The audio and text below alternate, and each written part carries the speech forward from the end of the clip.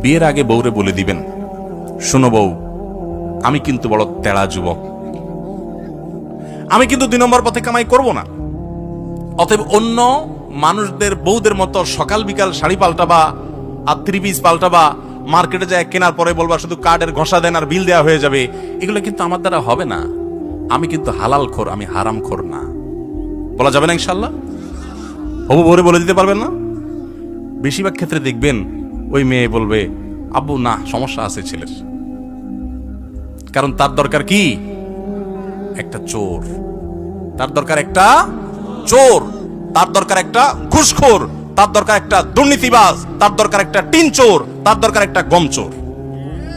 সে সৎ মানুষ পছন্দ, আপনি সাথে সাথে সিজদা পড়ে যাবেন, যাক একটা চোর প্রিয় মানুষ থেকে আল্লাহ আমাকে মুক্তি দিছে।